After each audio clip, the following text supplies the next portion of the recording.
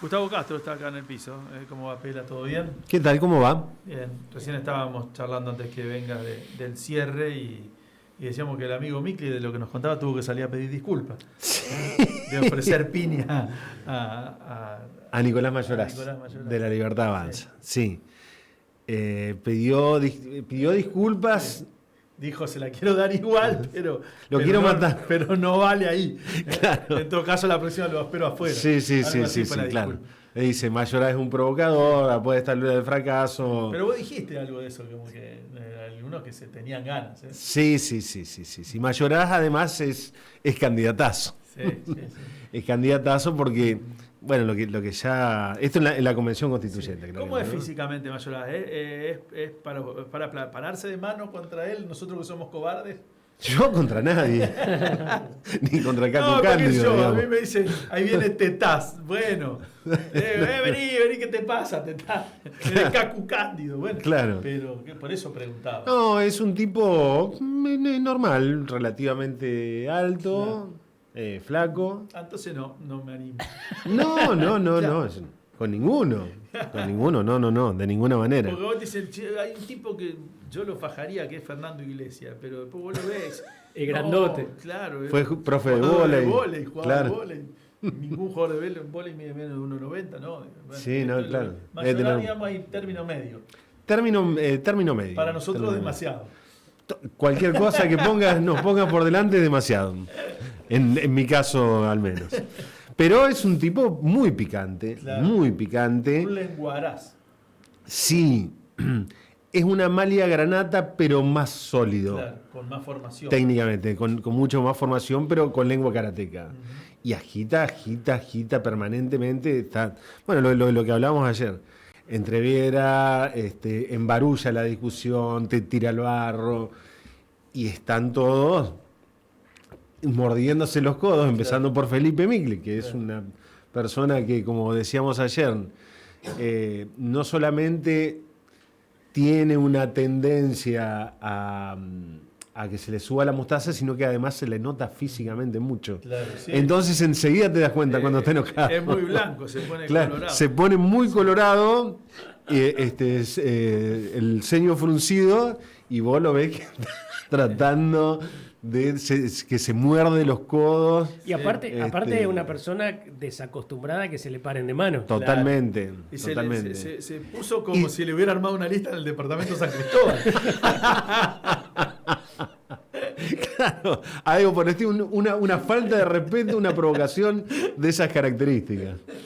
Pero bueno, ahí me parece que después cuando hagamos el balance, la figura de Nicolás... A ver, para que nos demos cuenta, todos seguimos, a diferencia de lo que ocurre con la Convención Constituyente de Santa Fe o la legislatura santafesina, todos los más o menos politizados o que nos interesa el tema, sí seguimos mucho, por ejemplo, las sesiones del Congreso, de la Cámara de Diputados de la Nación, que son un berenjenal, ¿no? Sí, y hoy más que nunca. Gritos, carteles, carajeadas mano a mano, los acting de Lilia Lemoine con Marcela Pagano.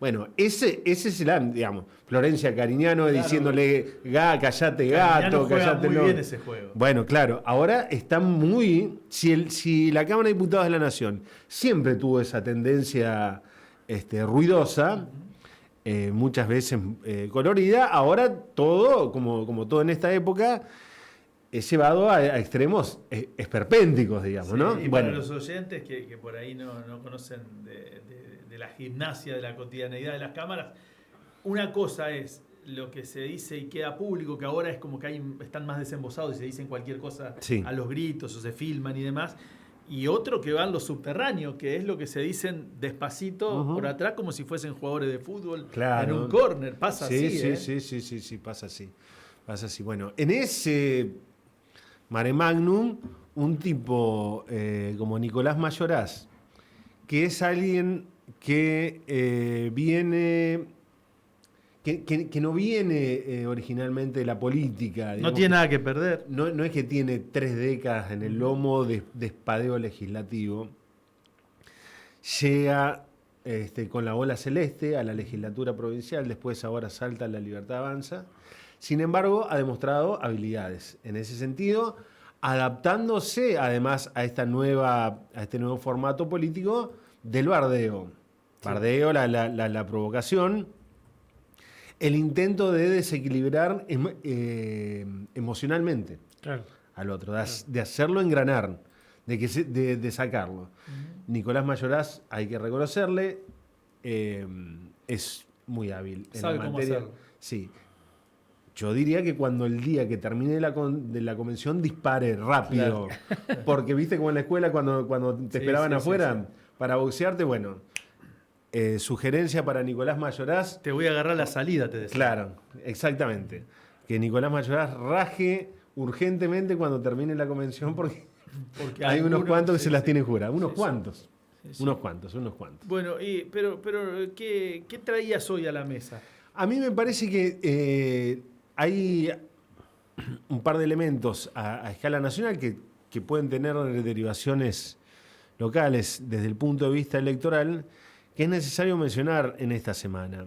Primero, la novedad de ayer de que finalmente se blanqueó la intervención sobre el dólar para ponerle un techo a la suba del tipo de cambio. Raro que no lo haya hecho el ministro a ese bueno, me parece muy sintomático. O lo hizo el futuro ministro. Es que, claro, lo hizo Pablo Quirno, ¿no? Que es el secretario de Finanzas. Claro. Entonces vos, si querés, le podés encontrar una vuelta ahí. No, es el encargado del tema financiero. El ministro de Economía es como una cosa mucho más global. En la práctica no es así. Lo que pasa es que de aquel comprá campeón le pegó fuerte. Claro. Aprovechá campeón, no te la pierdas. Aprovecharon un montón. Se fueron más dólares del sistema... se fueron a un nivel que solo se había visto en 2019, en plena corrida del macrismo, tras la derrota de Juntos por el Cambio, y en 2002, para que tengamos una idea del nivel de fuga. Tasas a valores demenciales, encajes bancarios, que si lo hubiese aplicado en esos niveles el peronismo, hubiesen dicho Venezuela, Cuba, etcétera. Los encajes son la plata que tienen que tener inmovilizada los bancos, ¿no? Supuestamente para garantizar liquidez. Si vos tenés mucha gente que quiere salir a sacar sus depósitos, que los bancos tengan plata inmovilizada para hacerle frente a eso. Ahora, al mismo tiempo, la suba de los encajes, la suba de esa plata inmovilizada, se utiliza, por ejemplo, para el famoso secar la plaza de pesos. Que no haya plata, demasiados pesos circulando para que no se vayan al dólar. Toda una estrategia de llegar a las elecciones de octubre con el dólar más o menos a raya. Tampoco todo eso funcionó, ni tampoco la intervención en el dólar futuro. En fin, toda una serie de medidas que harían llorar a los integrantes de la escuela austríaca porque son completamente intervencionistas, regulacionistas del Estado, harían llorar al Milei de hace 2 años, ¿no? Al Milei de 2021, al Milei panelista. Todo eso no alcanzó y entonces él ahora decidió, lo anunció Pablo Quirno, empezar a intervenir directamente en el mercado único libre de cambios, para tratar de mantener el dólar en la banda. Todas estas medidas que a veces se nos escapan, a veces entendemos más, a veces entendemos menos, tienen como único objetivo llegar con el dólar controlado a octubre. ¿Por qué? Porque es el único mástil de popularidad que le queda al gobierno nacional. Más allá del núcleo duro, de los convencidos, que yo quisiera ver cuántos son. En este momento, la competitividad electoral de La Libertad Avanza hoy se basa exclusivamente en la inflación, es decir, dólar barra inflación. Punto. Si alguien, veremos a ver en breve de cuánta gente estamos hablando. Si alguien todavía tenía la loca ilusión de que el esquema libertario, Javier Milei, Karina y sus muchachos, venían a higienizar el sistema político, a eliminar la corrupción, a terminar con los privilegios de la casta y todo ese biribiri que yo no sé cuánta gente realmente se lo creyó. Veremos en breve, digo, en las elecciones. Yo tengo la sospecha de que no demasiada. Bueno, eso ya quedó definitivamente descartado con este escandalete impactante y de derivaciones aún desconocidas de los audios de las coimas en discapacidad, etcétera, etcétera. Esto tendremos ahora una posibilidad muy cercana de verificar, a ver qué impacto tuvo esta situación y qué impacto tienen los temblores dólar/inflación con el agregado de una recesión que ya está entre nosotros y que tiende a profundizarse por las medidas que mencionábamos antes. Y es el domingo, en las elecciones legislativas de la provincia de Buenos Aires, que en otro momento, ni nos enteramos de hecho de las elecciones legislativas de la provincia de Buenos Aires porque estaban juntos con las otras. Adentro de algunas siempre. Tenías en la elección de cargos ejecutivos, gobernador, diputados nacionales, senadores nacionales, presidente, diputados nacionales, senadores nacionales, gobernador, diputados provinciales, senadores provinciales, intendentes, concejales, consejeros comunales, consejeros escolares, en la provincia de Buenos Aires. Así que, ¿qué sabemos nosotros de lo que pasa en la legislatura de la provincia de Buenos Aires? Pero al igual que lo que ocurrió en la ciudad de Buenos Aires, cuando Adorni, como cabeza de lista de La Libertad Avanza, termina masacrando al PRO y ganando contundentemente esas elecciones, que tuvieron una dimensión nacional no por la formalidad, sino en términos políticos y simbólicos. Esta también, y hay un dato que me parece muy, muy impresionante, vamos a ver qué es lo que ocurre de aquí al domingo, que contra lo que se creía previamente que podía traer como potencial daño al peronismo, que era que se instalara una agenda provincial que castigara a la gestión de Kicillof, la seguridad, porque a la gestión de Kicillof, porque digamos la inseguridad en el conurbano bonaerense es dramática. Entonces, cada 2 por 3 tenés algún episodio. No ocurrió. Fíjate vos que le pusieron de primer candidato en la tercera sección electoral, que es donde está La Matanza, que es, junto con la primera, la más populosa, a un comisario. Un comisario. Que no lo conoce ni la señora... Ni nos enteramos. Ni la señora Bordarenko, que vendría a ser la madre. Claro. Bordarenko es el apellido, Mauricio Bordarenko es el apellido de este ex jefe policial, que lo pusieron para que hable de inseguridad y, sin embargo... Con lo cual, no ocurrió nada, porque la agenda nacional lo tapó todo. Claro, esto es cierto que le vino como anillo al dedo a Kicillof, pero también es cierto que si Kicillof gana, como permiten presumir algunos números, el lunes abrirá otro escenario a propósito de esta estrategia para dentro del peronismo también. Claro, lo del desdoblamiento que fue muy resistido por... la propia Cristina Fernández de Kirchner, por Máximo, y lógicamente, después, por el propio Sergio Massa. Bueno, y en las discusiones de cómo encarar la campaña también, ¿no? Determinados sectores del kirchnerismo más duro abonaban la idea de que había que ir con la consigna Cristina libre. Y el kicilofismo decía, eso es uno de los problemas que tenemos. La gente no come ni deja de comer con Cristina libre, no tiene seguridad o deja de tenerla con Cristina libre. En Corrientes fueron con esa campaña y sacó 20 puntos el candidato, le fue muy mal. Al peronismo en Corrientes le quedaron unas pocas intendencias después de esta elección. Sí, señor. Y el candidato del kirchnerismo perdió en su propia ciudad, que es Paso de los Libres.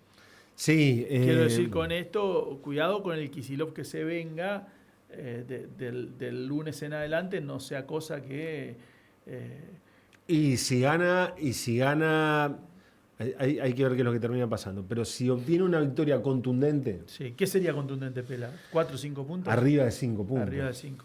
Arriba de 5 puntos. Sí. Yo creo que sale muy fortalecido Kicillof.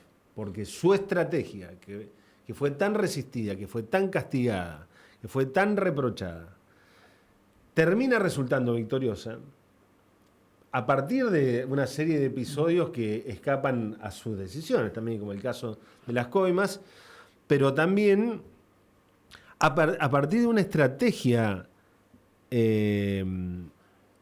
electoral que fue kirchnerismo nunca más. Intentó de esa manera el mileísmo, el Frente de la Libertad Avanza, es decir, la Libertad Avanza más el PRO, tratar de englobar a el mileísmo y al núcleo duro del PRO. El problema es que en el medio se empezaron a producir temblores económicos y en el medio ocurrió el cisne negro. Claro.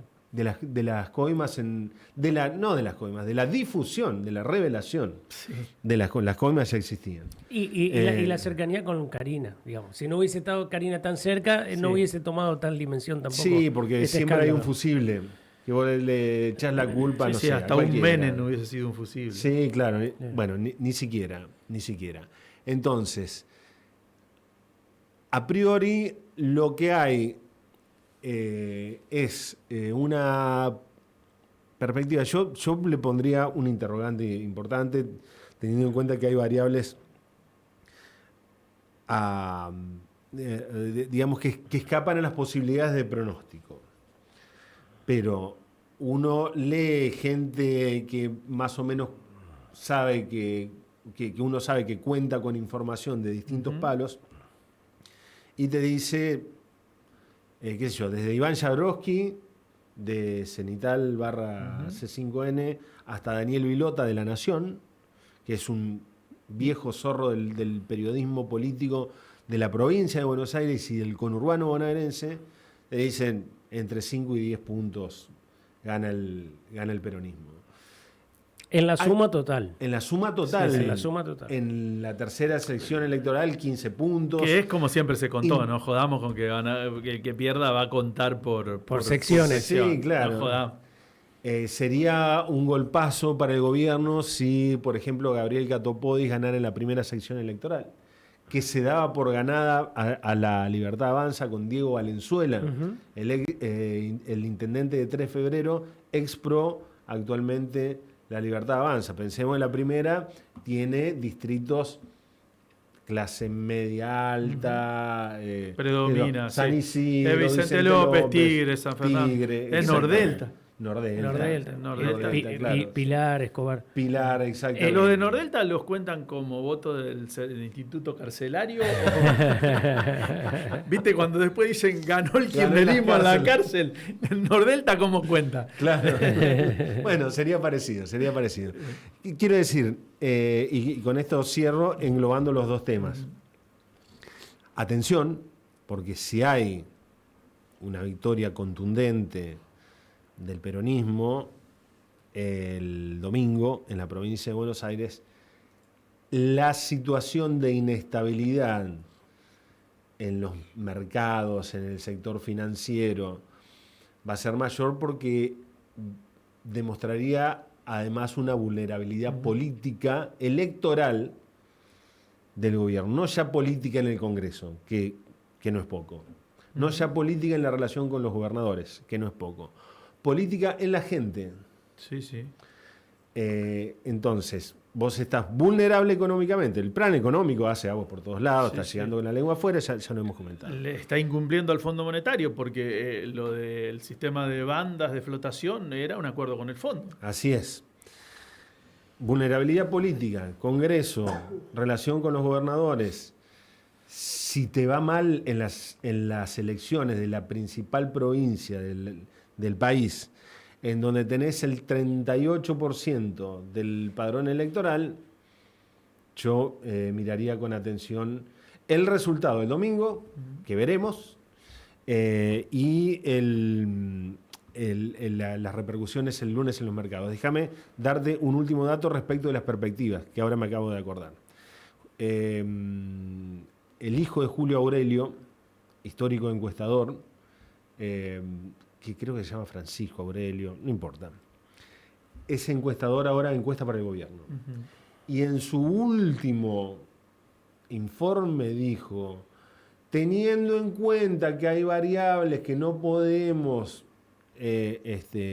manejar en los estudios, como por ejemplo el nivel de ausentismo en los jóvenes y el arrastre de las estructuras de los intendentes del peronismo, podemos decir que el escenario es de paridad levemente superior o levemente favorable para el peronismo. El encuestador del gobierno. Claro. Es decir, hace todo este enjuague discursivo para decir es levemente superior o favorable para el peronismo, pero si se dan las dos advertencias que dijimos antes, ausentismo en los jóvenes y movilización de las estructuras del peronismo, las diferencias van a ser mayores. Sí. El domingo lo verificaremos o no. Bueno, gracias, Pela. Sí, A ustedes. digo, antes que te vayas, el tema de... Hay una cuestión interesante que es que hay votos que mutan claramente, ¿no? Siempre. El oficialismo nacional, digo, ha perdido votos y ha mutado otros, o sea, ha ganado otros, se ha comido el voto del PRO. Los encuestadores marcan que el PRO, que tenía un voto, si querés, envejecido, mutó hacia la Libertad Avanza. Pero ¿qué pasa con esto que apuntabas, con los jóvenes? Porque los jóvenes estaban claramente identificados como votos de la Libertad Avanza y además los jóvenes manejan, por una cuestión lógica, el tiempo de otra manera. Lo quiero ya. Sí, claro. 2 años para la vida de un pibe que pensaba que iba a cobrar en dólares o que iba a tener laburo, es un montón de tiempo. A los veteranos dice 2 años, vamos a darle tiempo. Los pibes no te dan tiempo, ¿eh? Sí. A lo sumo no irán. Pero ya los encuestadores que apuntan a Target empiezan a ver cómo el voto ha mutado y aquello que fue el caballito de batalla del gobierno y que todos nosotros repetíamos, che, pero a los jóvenes, a los pibes no les llegás con el discurso, hay que llegarle con las redes. La batalla de las redes en el gobierno está hackeado.